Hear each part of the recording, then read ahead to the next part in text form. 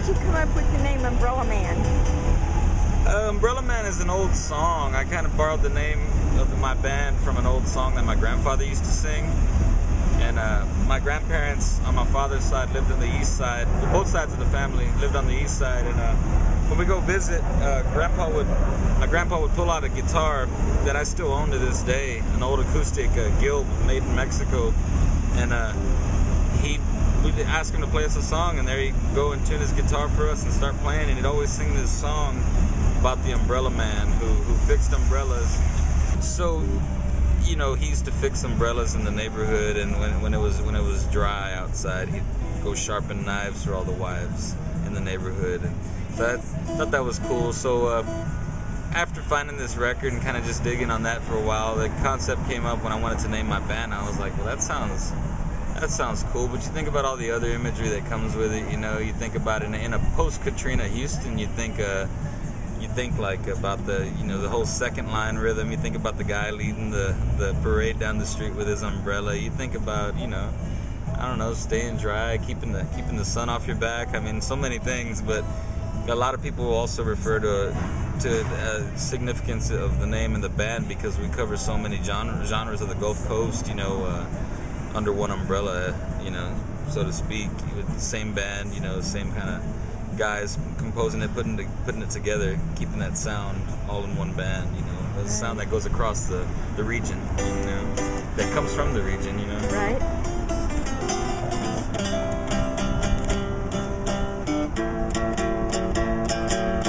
Who are your influences? My influences go all over the place, from Louis Armstrong, Chet Baker, Lazy Lester. I love old Sun Records, Elvis, Johnny Cash, Willie Nelson, Billy Joe Shaver.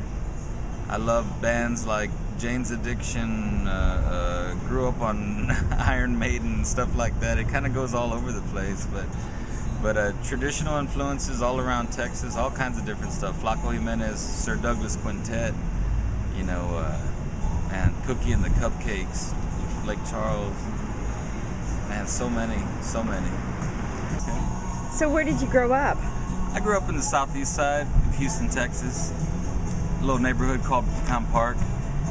Pretty much when I moved out of the house, I spent just other time in the east side of Houston and central Houston, places like 2nd Ward and where we're at now. I live around here. Right. Midtown Montrose area, kind of close to downtown. If somebody wanted to come see a show, and watch me and the Umbrella Man play, you can come to the Continental Club every Wednesday night. We play 8 to 11, generally playing 8 to 11, but we like to go over a lot of times, just keep the party going. People are out dancing. It's all Gulf Coast rhythms, country, swinging, soul. Zydeco, we do it all from the Gulf Coast. Tejano, we mix it up. And where can we buy CDs? You can buy my CD a whole lot of places, other than the internet, which has been like CD Baby, and from my blog you can link to get my MySpace. You can also find, that's myspace.com/Nick Gaitan Music. You can go to CD Baby from there, or also download MP3s. But in Houston, when you're in Houston, record shops you can find me at are Sig's Lagoon, which is right here near the 3700 block of Main. It's right around the corner on Winburn. You can pick it up there. You can pick the CD up at Cactus Music over near Shepherd. And you can also pick it up at Sound Exchange. That's on Richmond. Cool. Yeah. Cool. Sig's Lagoon. There's a story there, right? Yeah, there is. Thomas Escalante opened up Sig's Lagoon about 5 years ago, I believe.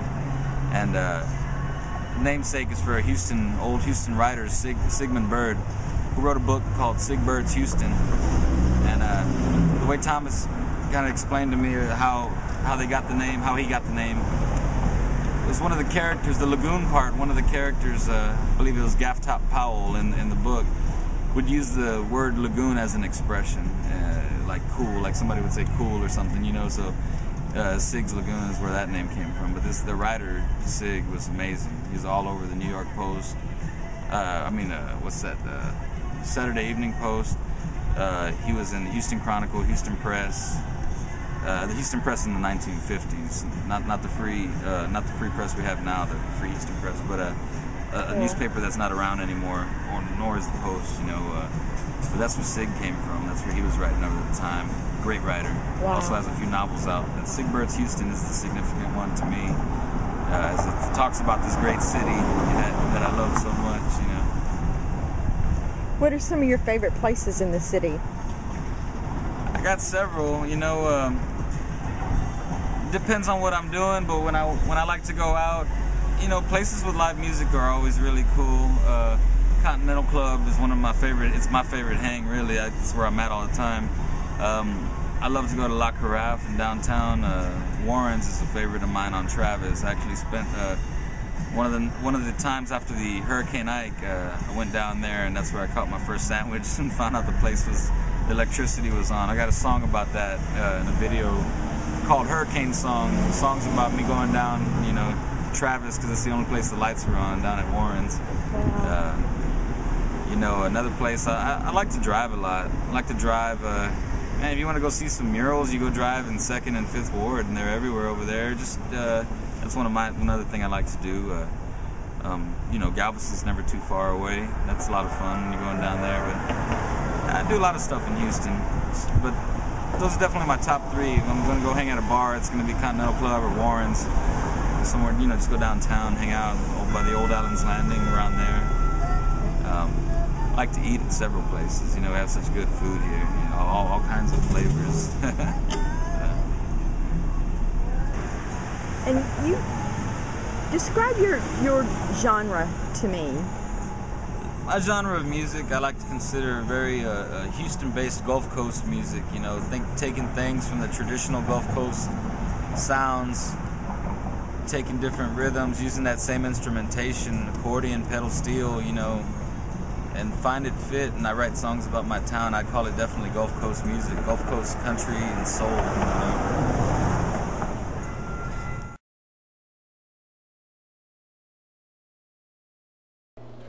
I'll do this one called I Found My Weakness in You. And get tuned up. Yeah, I had a guy ask me one time, I had just got it, and he was a friend of mine, he's a friend of mine. He said, man, I just busted a string right before he was about to go on. He's like, can I borrow that guitar? I was like, I got some strings I can give to you. I'd rather have you change your tires than take my ride. So, anyway. So, you want me to do a song then? Are we rolling? Cool. This song's called I Found My Weakness in You, and this is called Best of Houston, the best song about Houston last year in 2009. And it's also been covered by Billy Joe Shaver about 2 years ago, and I wrote it about this block, the 3700 block of Main Street that I stay on a whole lot. Here we go.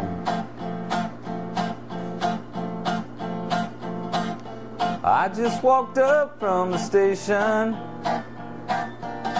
26 steps up from the rain. Looks like the sun is coming out now. I still hear the whistle from the train, and I watch all those lovely ladies walking. Sometimes they stop and talk to me, but out of all those lovely ladies talking, I found my weakness in your dark hair, baby, and your dark eyes too. I like the way you shake it and don't stop until you're through. I like the way you say you love me like it's true. I found my weakness in you. You can call it what you want now. I guess I was born to be alone. I've got no money in my pockets. I walk like a king without a throne. And night falls on old 3700, and that Houston skyline shines on me. Down there they got it any way you want it,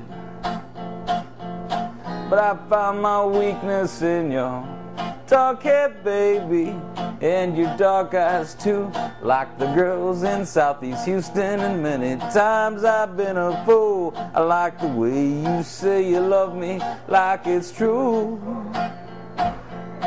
I found my weakness in you, my only weakness in you. I found my weakness in you.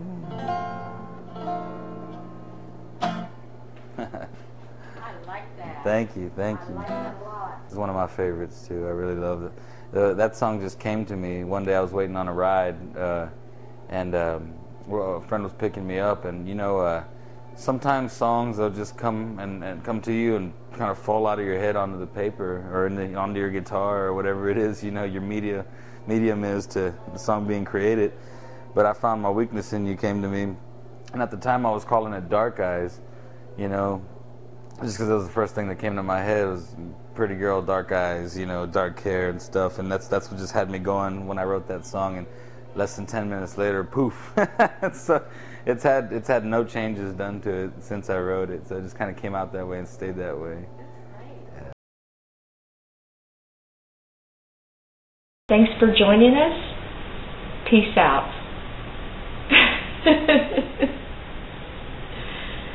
Ciao, baby.